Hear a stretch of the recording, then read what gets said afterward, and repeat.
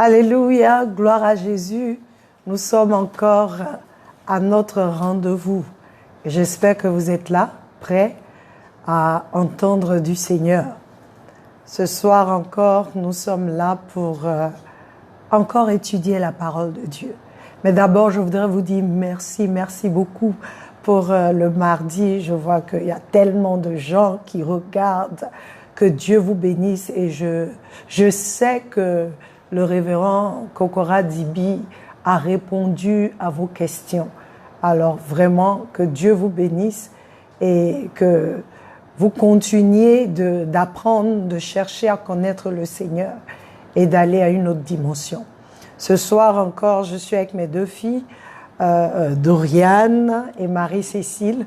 Nous allons, comme vous le savez, avant de commencer, remettre ce temps entre les mains du Seigneur et élever le Seigneur pour 2 minutes par le chant et ensuite nous allons passer à la parole.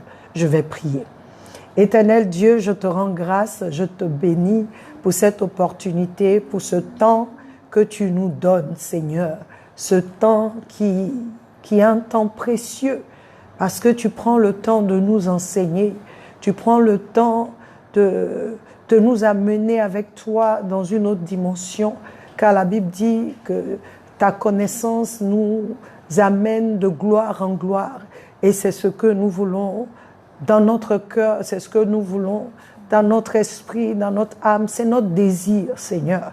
Et encore, je veux te recommander ce moment que tu as permis. Bénis ce moment par ta présence. Saint-Esprit, prends le contrôle et enseigne-nous. Au nom puissant de Jésus-Christ de Nazareth. Nous allons chanter « Je veux aller à une autre dimension ». Que ta présence soit palpable dans ma vie. Amen. Yes, Lord. Que ta présence en moi devienne palpable. Je veux une autre dimension de toi. Que ta présence en moi devienne réelle. Que ta présence en moi devienne palpable. Je veux une autre dimension de toi. Que ta présence devienne réelle. Que ta présence en moi devienne réelle. Que ta présence en moi devienne palpable. Je veux une autre dimension de toi. La dimension du toucher. La dimension du toucher. La dimension de gloire. La dimension de puissance.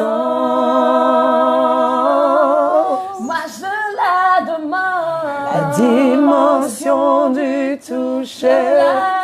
La dimension de gloire, la dimension de puissance. Je veux le dire, car c'est ma saison, c'est ma saison, c'est ma saison, c'est ma saison, c'est ma saison, c'est ma saison de gloire.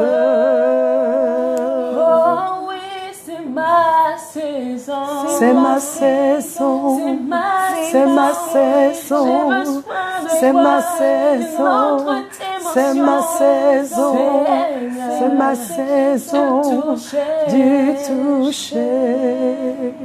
Oh, le soupirant, oh, si je le veux, Seigneur, nous t'adorons, Seigneur. Nous soupirons après toi, Seigneur.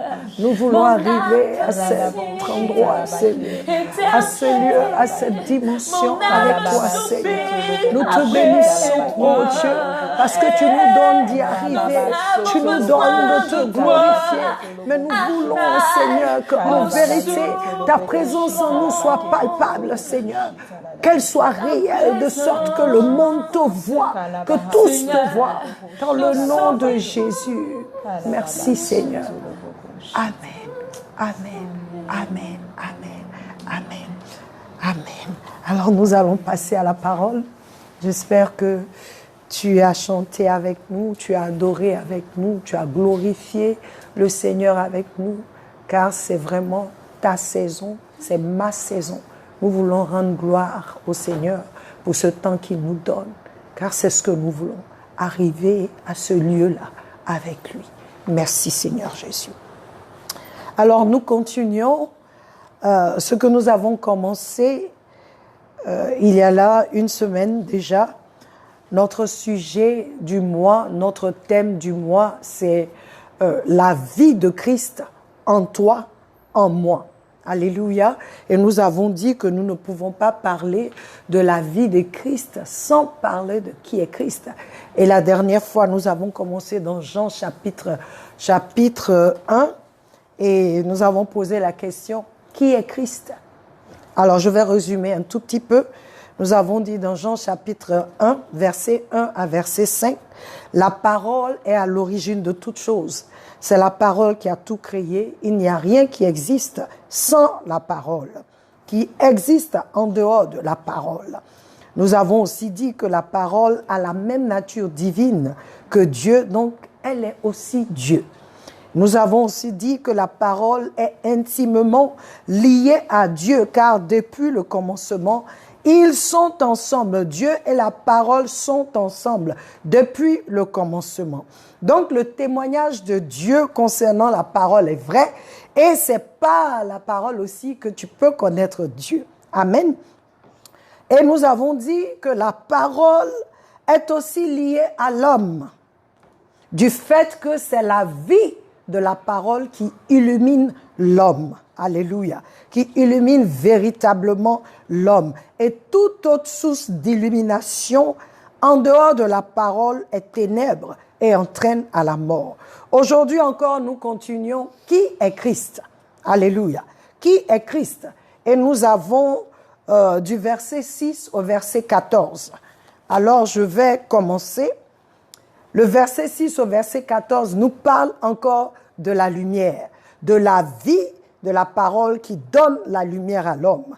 Et il dit que Dieu a envoyé un homme pour témoigner de la lumière, ce qui nous interpelle sur l'importance de la parole, de la lumière. Alléluia. Cet homme-là, lui-même, qui n'était pas la lumière, qui est venu témoigner de la lumière. Alléluia.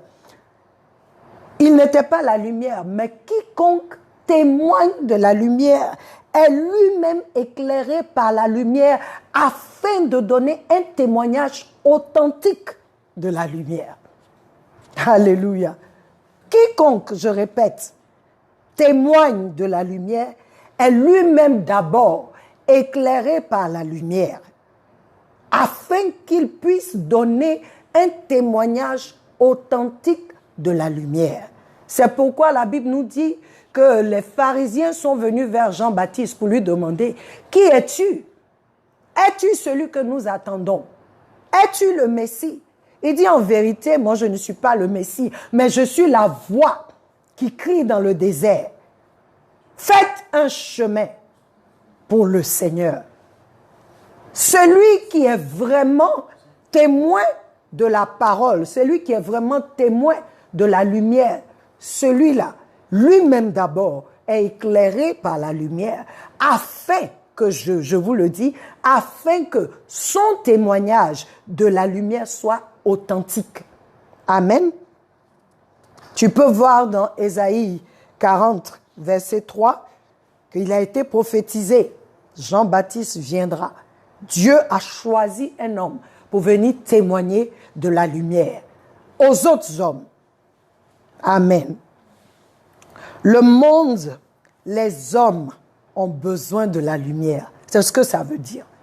Le monde a besoin de la lumière. Les hommes ont besoin de la lumière. Et la vraie lumière, la véritable lumière, elle émane de la vie de la parole. La vie de la parole, c'est elle qui illumine l'homme. Aujourd'hui, partout, nous avons des philosophies, nous avons des gens qui parlent, nous avons des gens qui se disent illuminés, qui viennent avec des philosophies, qui viennent. Mais je veux nous dire aujourd'hui que si toi tu es illuminé et que tu n'es pas illuminé, ta source d'illumination, ce n'est pas la parole. Tu n'es pas illuminé. C'est une illusion, je le répète, et c'est faux. Parce qu'à la fin, tu vas te retrouver à la mort. Car c'est la parole qui t'a créé, qui m'a créé, et c'est seule la parole qui peut t'illuminer. Parce que c'est en elle qu'il y a la vie, et c'est la vie de la parole qui éclaire l'homme, qui donne à l'homme de voir comme Dieu. Amen. Donc je veux savoir par quelle lumière toi tu es illuminé. Quelle est la lumière qui t'illumine? Est-ce une religion? Est-ce une philosophie? Est-ce ces choses mystiques que tu penses qui t'ont illuminé? Je veux que tu saches que dans le jardin d'Éden, Ève a cru qu'elle avait reçu une illumination. Oui, parce que Satan est venu lui dire, ce que la parole a dit, ne mangez pas de ce fruit. Car le jour où vous allez en manger, vous allez mourir. C'est ce que Dieu a dit à Adam. Et je pense qu'il a dit la même chose à Ève. Adam a dit à Ève. Mais ce jour-là, quand Satan est venu lui dire, si tu manges de ce fruit, vous serez comme des dieux. Vous serez comme des dieux. Et la Bible dit, lorsque Ève a regardé le fruit encore, elle a dit, oh, c'est bon à regarder, mais non seulement, ça peut donner la sagesse. Mon frère, ma soeur, si tu as une sagesse qui n'émane pas de la parole de Dieu, tu es en train de te tromper. Si la sagesse que tu as ne vient pas de la parole de Dieu, tu t'es trompé. Parce que c'est vrai, leurs yeux se sont ouverts, mais leurs yeux se sont ouverts au moment où Dieu n'a pas voulu que leurs yeux s'ouvrent. Vous qui allez dans des choses pour apprendre, vous voulez, c'est-à-dire il y a tellement de séduction dans le monde aujourd'hui. On t'appelle dans tel occulte, les occultistes, ils ont tout. Tu verras la vraie lumière. C'est pas la vraie lumière. Si ce n'est pas Dieu qui veut te montrer quelque chose, refuse. Si ce n'est pas par l'Esprit de Dieu que tu vas apprendre à connaître quelque chose de spirituel, refuse parce que la finalité, c'est la mort. Il dit que cette lumière était la véritable. S'il parle de lumière véritable, c'est qu'il y a de fausses lumières. Et c'est écrit dans 2 Corinthiens 11, 14, que Satan lui-même, quand il vient là, il vient en ange de lumière. La lumière est très importante. C'est pourquoi l'homme cherche à être éclairé. C'est important. Mais fais attention à ta source d'illumination. Alléluia. Fais attention. Et je veux que tu saches, on a lu auparavant, dans 1 Jean chapitre 1, verset 5, il dit que la lumière a lui dans les ténèbres et les ténèbres ne l'ont point compris. Je veux que tu saches que ça veut dire que la lumière a lui dans les ténèbres et elle a vaincu. C'est-à-dire les ténèbres n'ont pas pu vaincre la lumière. C'est comme si nous étayions tout de suite la lumière ici, tout sera noir. Mais quand tu mets la lumière, tout est éclairé. Ça veut dire que les ténèbres sont dissipées. Je veux que tu saches que c'est seul la vie de la parole qui peut t'illuminer, qui peut te donner la lumière. Alléluia. Range-toi du côté de la lumière qui a vaincu, pas de la lumière qui n'a pas vaincu. Amen. Psaume 119, verset 105, David dit, ta parole est une lampe à mon pied et une lumière sur mon sentier. David, qui était dans l'Ancien Testament, a vite compris Dieu. Il a compris que la parole était nécessaire. La parole est vitale pour un enfant de Dieu. La parole donne la sagesse. La parole donne la vie. La parole donne la connaissance de Dieu et de toi-même. La parole te révèle à toi qui tu es. Pourquoi? Parce que c'est elle qui t'a créé. Et elle te révèle qui Dieu est. Amen. Les versets 10 à 11 nous montrent que la parole est venue. Elle dit que la parole est venue. Et le monde ne l'a point connue. Elle est allée chez les siens. Et les siens l'ont rejetée. Qu'est-ce que ça veut dire? Il y a eu cassure dans cette relation entre l'homme et la parole. Il y a eu cassure. La parole est liée à Dieu, elle est aussi liée à l'homme. Mais la relation de la parole et de l'homme a été brisée, a été cassée. Ce qui fait que lorsque la parole est venue dans le monde que la parole a créé, le monde ne l'a pas reconnue. Elle est allée chez les siens même l'ont rejetée. Tu te rends compte? Une mère qui donne, qui enfante, des parents qui vont voir leur fils ou leur fille qui dit « je ne vous reconnais pas », qui vous rejette. C'est ce qui s'est passé. Et vous savez ce que ça veut dire? Ça veut dire qu'il y a eu un problème. Alléluia. Il y a eu un problème.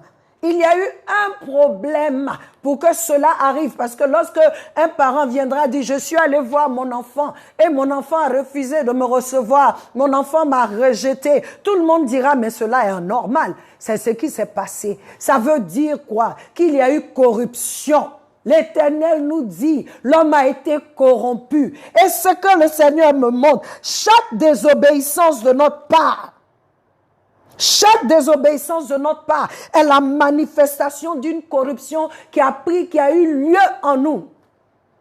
Adam et Ève ont été corrompus mentalement et spirituellement.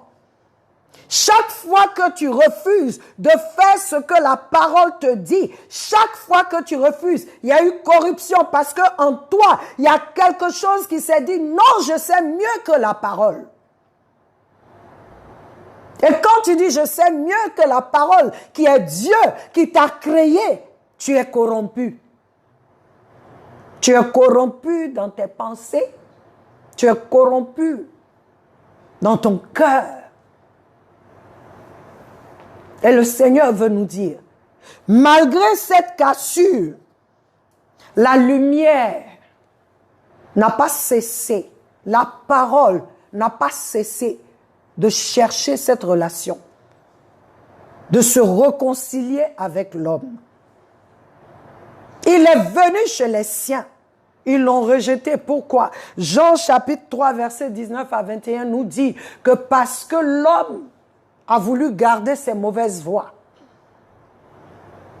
Quand il y a la corruption dans les pensées d'un enfant de Dieu, quand tu commences à douter de la parole, quand tu commences à rejeter la parole, c'est que tu es corrompu. Tu es corrompu dans ton cœur. Parce qu'il y a une autre idée qui est venue. Est-ce que Dieu a vraiment dit? Mais tu sais que si tu manges le fruit, tu seras comme Dieu. Effectivement, ils ont mangé. Mais ce jour-là, quand Dieu est venu, quand il les a chassés, il dit, voici, l'homme est devenu comme nous, connaissant le bien et le mal.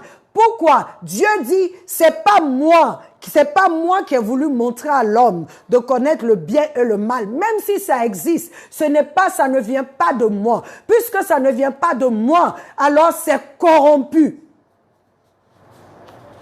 Souvent, on a de bonnes idées, de bonnes choses, mais parce que ce n'est pas de Dieu, c'est corrompu. Je vous donne un exemple dans la parole. La Bible dit que Paul est allé prêcher dans une ville et il y avait une jeune fille qui le fatiguait. Paul et Barnabas, partout ils passent. Oh, voici les serviteurs de Dieu. Écoutez-les pendant 3 jours. Le 3e jour, Paul a chassé l'esprit qui était en elle parce qu'il dit que c'était un esprit de divination. C'est qu'elle était en train de dire, oui, c'est vrai, c'était des serviteurs de Dieu, mais la source de la révélation était fausse. Ce n'était pas par l'Esprit de Dieu. Où l'Esprit de Dieu vient, la parole de Dieu est là. Donc je veux que tu saches, fais attention. Qu'est-ce qui t'illumine? Qu'est-ce que tu penses? Qu'est-ce que tu te dis? Nous, on voit dans les lieux, dans les hauts lieux. Mon frère, avec quels yeux tu vois? Qui te révèle ces choses-là?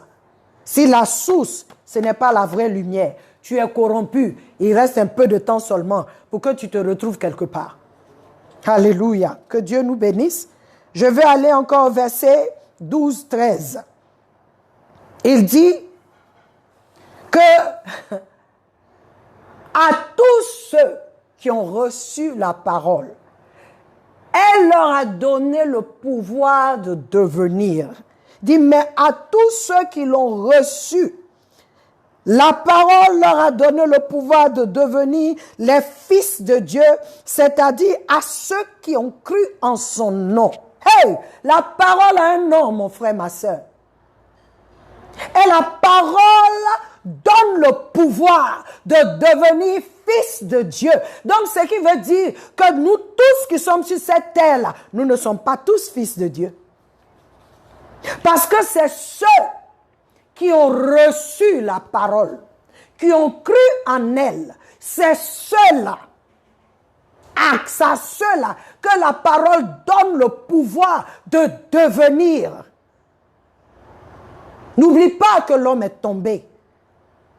Mais la parole est venue pour te réconcilier au Père. Quel Dieu merveilleux, quel Dieu bon, quel Dieu bon. Il est tellement amoureux de toi et de moi qu'il n'a pas lâché prise. Ah, il est bon. Et sa miséricorde est infinie. Jérémie dit, la miséricorde de Dieu se renouvelle tous les matins. Sa miséricorde. Dieu n'a pas laissé, il s'est dit, ma parole, j'envoie la parole afin que mon peuple, l'homme que j'ai créé à mon image, revienne à moi, que nous puissions retrouver notre relation d'antan. Le Seigneur te donne une occasion aujourd'hui. Celui qui croit, qui reçoit la parole et qui croit en son nom, la parole te donne le pouvoir, c'est-à-dire la capacité. Elle te donne l'autorité, la puissance, le droit de devenir fils de Dieu. Alléluia. Nous ne sommes pas tous fils de Dieu. Désolé pour ceux qui se disent fils de Dieu et qui n'ont pas la parole, qui n'ont pas reçu la parole. C'est quand tu reçois la parole, c'est en ce moment que la parole te donne le pouvoir de quitter l'état de l'homme naturel, l'homme animal, te ramène au niveau où Dieu avait créé l'homme. Alléluia. Elle donne le pouvoir. Elle fait de toi fils de Dieu. Car en elle se trouve la vie qui illumine l'homme. Sans la parole, nous ne sommes que des créatures de Dieu. Et nos fils de Dieu, quel que soit ce que nous pouvons pratiquer, ce n'est pas la religion qui te donne d'être fils de Dieu. Ce n'est pas les pratiques où tu dis que je peux, si je fais du bien, donc je... Non, non, non, non, non. On a une histoire dans le livre des Actes. On te parle de Corneille. Il était très bon, mais il n'avait pas encore la parole. Dieu a vu sa bonté et Dieu lui a envoyé une visite angélique. Envoie les gens appeler Pierre. Il te dira quoi faire pour être sauvé. Parce que la parole donne la vie. Tout ce que tu fais actuellement, c'est bon. Mais tu n'as pas encore la parole. Tu ne connais pas encore le nom de la parole. Mais comme il était déjà préparé, quand Pierre est venu, la Bible nous dit, la parole nous dit, lorsque Pierre a commencé à leur parler de la parole, le Saint-Esprit est descendu sur eux parce qu'ils étaient prêts. Es-tu prêt à recevoir la parole? Es-tu prêt à croire au nom de la parole? Parce que seule la parole te donnera le pouvoir de devenir fils de Dieu. pas une simple créature. La parole a la vie et c'est cette vie-là qui va t'illuminer. Alléluia. Verset 14. Verset 14. Il dit, et la parole a été faite chair et demeura parmi nous. Et nous avons contemplé sa gloire, la gloire comme du seul engendré du Père, pleine de grâce et de vérité. Elle, la parole est devenue chair. Nous avons contemplé sa gloire, la gloire comme du seul Fils engendré. La parole de Dieu est le Fils de Dieu qui a été engendré. La parole de Dieu, c'est Jésus-Christ, le Fils unique de Dieu, le seul qui a été engendré. Donc je peux repartir à Jean chapitre 1. Pour dire au commencement était Jésus-Christ. Ah, Jésus-Christ était avec Dieu. Jésus-Christ était Dieu. C'est Jésus qui a tout créé. Toutes choses ont été créées par Jésus-Christ. Et sans Jésus-Christ, rien n'existe sur cette terre où nous sommes. En Jésus se trouve la vie. Et la vie de Jésus, c'est elle qui illumine l'homme. Aucune autre vie, aucun autre nom, personne d'autre, seul Jésus-Christ. Seul Jésus-Christ, alléluia. Je sens une onction ici. Seul Jésus-Christ. Jésus est la parole. Pour toi, mon frère chrétien, Jésus est la parole. Pour toi qui ne connais pas Dieu encore, qui ne connais pas encore, qui n'a pas encore, je dirais, testé la lumière, c'est Jésus. Il dit, je suis la lumière du monde. Il est le seul, tous les noms qu'on dit là, tous les noms prophètes qui sont venus. Il n'y a aucun qui a dit, je suis la lumière du monde. Il n'y a aucun qui a dit, je suis le chemin, la vérité et la vie. Aucun. Ils sont tous morts. Il y a un seul qui est allé, qui a combattu et qui est ressorti. Il s'appelle Jésus-Christ. Son nom, c'est Jésus-Christ. Le Fils engendré du Père. Il était la parole. C'est pourquoi on dit, au commencement était la parole, parce que la parole allait prendre une autre forme. Elle est devenue chair, elle a habité parmi nous. Jésus est la parole. Qui est Christ? Christ est la parole de Dieu. Christ est le Fils de Dieu. Quand tu regardes Genèse chapitre 1, tout a été créé et Dieu dit, et Dieu dit, et Dieu dit. C'est tout. C'est la parole. C'est lui la parole. Dieu dit, oh, je t'ai exalté au-dessus de tout. Il a exalté sa parole au-dessus de tout. C'est pourquoi il a reçu le nom au-dessus de tout. À la mention de son nom, tout genou fléchira dans les cieux, sur la terre, sous la terre. L'univers entier se tiendra au garde-vous pour Jésus-Christ. Mon frère, je veux t'encourager. Si tu n'as pas encore compris, Jésus a dit dans le livre d'Hébreux, chapitre 10, verset 5, il dit, « Oh Dieu, c'est pourquoi, la Bible dit, c'est pourquoi, quand il entre dans le monde, il dit, tu n'as pas voulu de sacrifice ni d'offrande, mais tu m'as approprié un corps. » Si tu vas dans le Louis II, il dit, tu n'as pas voulu de sacrifice ni d'holocauste, mais tu as préparé un corps pour moi. C'est pourquoi Ésaïe nous dit, un enfant nous est né, mais un fils nous est donné. Dieu n'est pas né, il a été donné au monde. C'est pourquoi Jean 3 dit, Dieu a tant aimé le monde qu'il a donné son Fils unique, afin que quiconque croit en lui ne périsse point, mais ait la vie éternelle. Quiconque croit en la parole, en Jésus-Christ, aura la vie éternelle. Je sais que c'est fort. Mais un corps a été préparé pour lui. Cela parle de réincarnation. Il s'est fait chair. Il est venu dans la chair pour toi et moi afin de nous réconcilier au Père. À lui et au Père. Et au Saint-Esprit. Alléluia.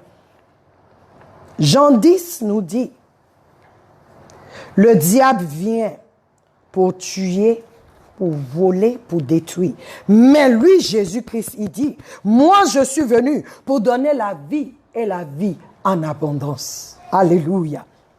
Pour toi qui es chrétien, voilà qui est ton Seigneur. Parce que nous, les chrétiens, si nous croyons en cela, nous allons marcher dans une autre dimension. Rien ne va nous effrayer. Rien ne peut nous arrêter. Rien ne peut obstruer notre chemin. Alors, nous allons vivre comme Jésus a vécu. C'est ça. Et il s'attend à ce que nous allions à cette autre dimension. Que je ne marche plus par ma propre force. Que tu ne marches plus par ta propre force. Mais que tu marches basé sur cette révélation. C'est pourquoi il a dit à Pierre. Il dit, tu es Pierre. Quelqu'un a posé cette question. Mais sur cette pierre, je bâtirai. Sur la révélation que je suis le Fils de Dieu, je bâtirai. Le Fils de Dieu est Fils de Dieu. Comme l'a dit le pasteur Henri, chien ne met pas cabri au monde. Chien met chien. L'homme met l'homme au monde. Donc Dieu, il met Dieu au monde. Toi et moi, nous avons été engendrés par Dieu. Nous sommes maintenant des enfants adoptifs. Nous sommes appelés fils de Dieu. Jésus, la parole te donne le pouvoir d'être fils de Dieu. Il t'enlève dans la catégorie de créatures simples. Et je veux encourager quelqu'un aujourd'hui. La religion ne peut pas faire ça.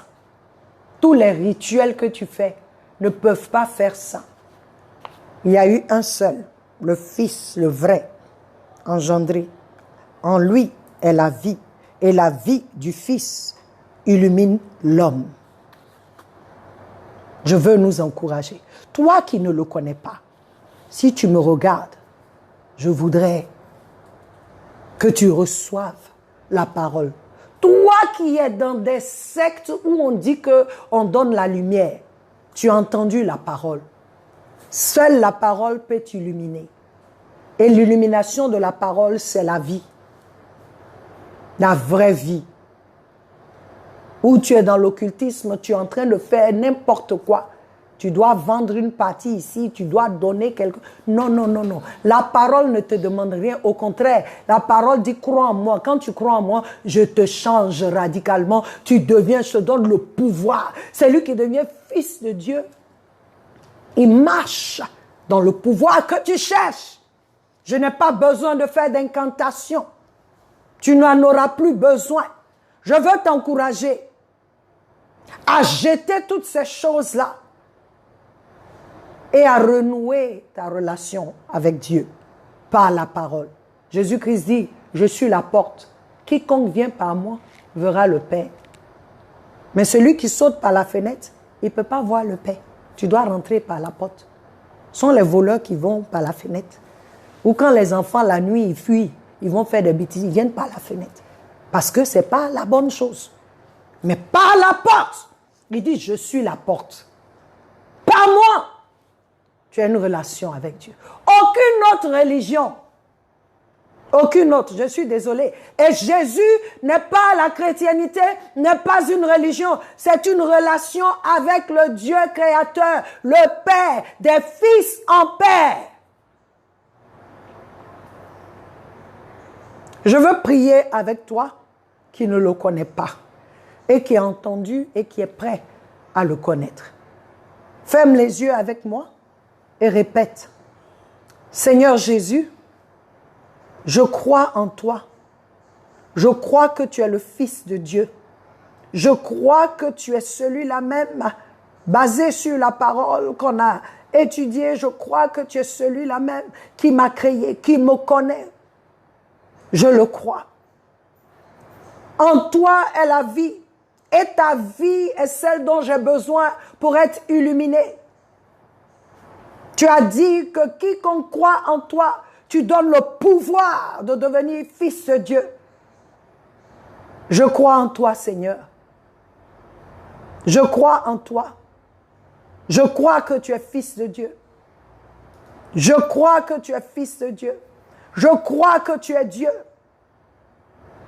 Maintenant, ô Dieu, donne-moi la vie qui est en toi et que je sois illuminé. Amen. Pour toi, mon frère chrétien, il est temps que tu te lèves. Il est temps que Christ t'inonde, que la vie de Christ t'inonde, afin que cette autre dimension, tu commences à marcher dans cette autre dimension. Avec Christ, ce n'est pas sans lui. Parce que c'est sa vie en toi qui fait ça. Que toi-même, comme il a demandé aux disciples, qui dis-tu que je suis? Que tu puisses dire, comme tu l'as dit, comme Pierre l'a dit, tu es fils de Dieu. Tu es celui qu'on attendait. Tu es la solution pour l'homme. Tu es cette lumière que nous attendions. Inonde-nous et dirige-nous. Alléluia. Notre temps prend fin maintenant. Nous allons prier. Je sais que tu as beaucoup de questions. Ça, là même, je sais. Et si tu veux encore que je ramène le pasteur Henri Kokora Dibi, fais-moi signe. On va l'inviter. Sinon, on va se retrouver mardi encore pour répondre à nos questions. Nous allons prier afin que cette parole ne soit pas une information pour toi. Non, non, non, non. Qu'elle soit un réma pour toi. Que le voile soit arraché. Que celui-là, chrétien, qui tâtonne encore, puisse se lever pour dire non. J'ai en moi celui qui était au commencement. J'ai en moi celui qui a la vie. J'ai en moi celui, alléluia, qui illumine. Pour cela, je ne serai pas dans la confusion. Pour cela, je ne peux pas avoir honte. Pour cela, tout ce qui m'a lié jusqu'à aujourd'hui, je me lève basé sur cette parole qui est en moi, cette vie qui est en moi, afin que toute autre chose, tout ce qui est de la mort, soit dissipé dans le nom de Jésus. Père éternel, je veux te dire merci pour ce temps que tu nous as donné. Merci pour ta parole. Seigneur, tu as dit qu'au commencement était la parole, et la parole était avec Dieu, et la parole était Dieu. Il n'y a rien qui existe qui n'a pas été créé par la parole. Seigneur, c'est pourquoi aujourd'hui encore, je viens à toi basé sur cette révélation que tu nous donnes de qui est la parole, Jésus-Christ. Je prie maintenant que tout ce qui s'est immiscé, intrus dans la vie de nos frères, dans la vie des chrétiens, dans la vie du corps du Christ, afin de ralentir le corps du Christ. Aujourd'hui, que cette parole maintenant s'élève, que Jésus-Christ s'élève maintenant et que ses ennemis soient dispersés, car tu as dit que c'est toi qui bâtiras ton église et que les portes de l'enfer, oh Dieu, ne pourront pas prévaloir. Tu dis, je bâtirai mon église et les portes de l'enfer ne prévaudront point contre elle. Élève-toi, parole de Dieu, élève-toi, Jésus-Christ, élève-toi, ô lumière du monde, élève-toi et éclaire, que ta lumière brille et que les ténèbres soient dissipées et que le corps du Christ prenne sa position et marche comme Christ. Donne-nous à chacun de nous, chrétiens, de nous lever. Je ne sais pas ce qui lie mon frère.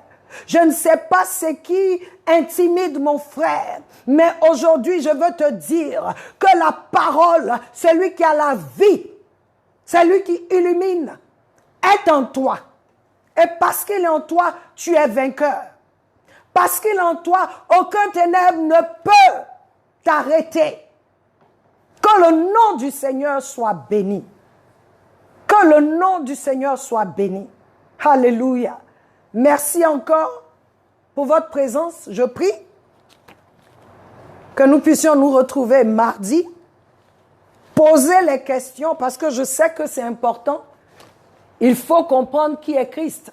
Amos 3:3 dit, est-ce que deux peuvent marcher ensemble s'ils ne s'entendent pas, s'ils ne sont pas en accord?